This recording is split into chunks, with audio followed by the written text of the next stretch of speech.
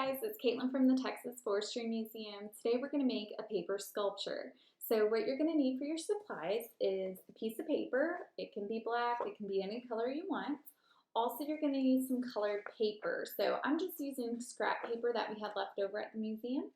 Also, I have a pen that I'm going to use to make some of the different types of paper that you can by curling it. Also, you need some scissors, some glue. It could be a glue stick or Elmer's glue. Also have some tape, just because some of the shapes we'll make will need tape to basically get them to stay in that shape. So what we're going to do is we're making a 3D paper sculpture. And how you do that is you'll use all different types of shapes of paper. So just to show you, I have a lot of different colors. I also have some shapes already cut out just to do a little bit faster, but mostly you'll use long strips that are rectangles. You can use bigger fat rectangles, circles. You can use any type of shape you really want. It doesn't really matter. For the strips, I'll show you how to make those. All I did was I folded a piece of paper, and the reason I'm showing you this is it just makes it go a little faster, so then you don't have to continually cut out like 10 different strips all at once. So the fold is on this side, or this side, and I'm going to be cutting this side where it's open, so that when I cut it up, it's going to give me 2 strips. And they don't have to be perfectly straight. This is helpful due to the fact that if you don't have like a paper cutter or something that can cut paper really easily and quickly, then you can even double up on the sheets and fold several and cut them all at once, so then you could get 10 at a time. So just as a FYI.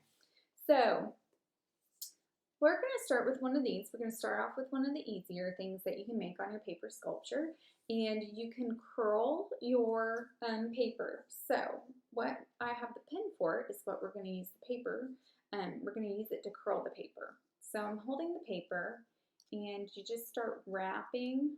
I'm trying to see if you can see that. You're just going to start wrapping that paper around it. And it'll give it a nice curl when it's sticking on your paper to then make it more of a 3D kind of thing. So when you let go, and you let it off, it kind of gives you that kind of curlicue. Or you can even do it where if you roll all the paper on top of each other, it rolls out and it's more like a spiral. And so you'll just stick that on your paper wherever you want. And some of these, I've always done mine as abstract, but I've seen people who've made paper sculptures where they're flowers or trees. So you're more than welcome to make a picture. I just find it easier for myself to do it as more of an abstract. So another way you can make your paper, you don't have to do all curls, you can do all different types, is you can fringe one. So usually you need a nice big thicker piece than the strips, just because it's harder to fringe the strips. You can, but it's just a little harder. And what you're going to do is you're just cutting almost all the way to the top, but you'll stop just short of that so that you have one of your fringes. So we're going to do that for all of this. Do that real quick. And you can do different things with your fringe. Once you make it, you can leave it just as a fringe, or you can do it where you curl up the little pieces, and you can do that with your pen once again, curling it up. So you have your little paper that's kind of fringy. If you do make a picture, I've seen people use it as grass for a flower, or they've used it for hair for a person. So either way. And so I'm just going to stick this on wherever I feel like it would look good.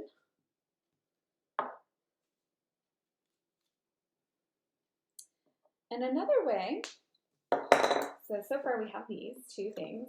So we've got our fringe and our curly. Another thing we can do is if you cut out a circle, you can make a spiral. And so how you do that is you take your scissors and you just start on one of the sides and you start cutting where you're working in towards that center. And just keep going. And a good thing about this activity is that it discusses a lot of different shapes and different objects, so parents could talk to their kids about different shapes, which I know kind of relates back to math or geometry. And then also, it allows kids to use their imaginations and to create whatever they want. So it doesn't have to look exactly like the same thing that I'm creating.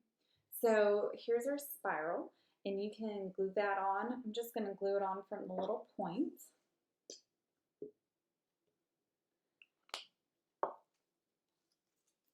And if you ever get curious about paper sculptures and want to look on Pinterest, parents, you guys can look online with your parents, and there will be a lot of different examples of paper sculptures, and they'll have actual, like, this is how you make the spiral, and this is how you do that, so it's helpful. So there's my spiral. Also, another thing I can show you is if you want to make a cylinder, or they even have examples of a cone. We're just going to do a cylinder. This is where the tape comes in too. So if you try gluing this, it's not really going to hold very well. So I just use Scotch tape. I kind of cheat a little bit. And then there you have your cylinder. And you can just put that on your paper wherever you want. And like I said, all these get to look unique. So it's always fun to see that. Another thing that people do, or I've seen on Pinterest, is that people will make theirs more 3D by making little horseshoes on their paper. So we can see that. So you're just gonna fold one little foot for your horseshoe, and then you're gonna fold the opposite side. And you just fold it real easy like that. So then you kind of have like two little legs and feet. So it could be a person's feet too, if you want to make it like that. And you kind of just put it on. And then one of the last things I'm going to show you is the pleated look. So you can see I have my little horseshoe now. The pleated look is where you fold your piece of paper or strip kind of like an accordion. So how you do that is you fold it down one way. Okay, so I have my fold here with my hand, and I have this long piece. Well, then I'm going to fold it back up so that the paper is sticking straight up. Then you're going to go back down. So then the paper, when you fold it, is pointing down, and then you go back and fold it, so then the paper is folded up straight. And when you pull that out, it kind of gives you a pleated, stirrup stuffy look. So that is always cool. I'm going to finish it, and we'll stick it on.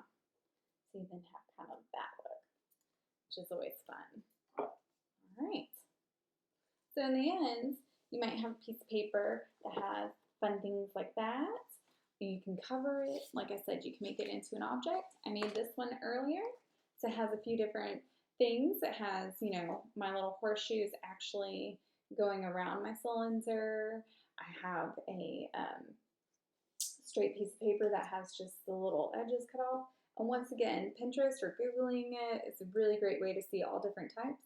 But you can just cut your paper however you want and stick it on, and it'll still be a paper sculpture. Well, I hope you have a nice day and that you enjoy this craft. All right, bye.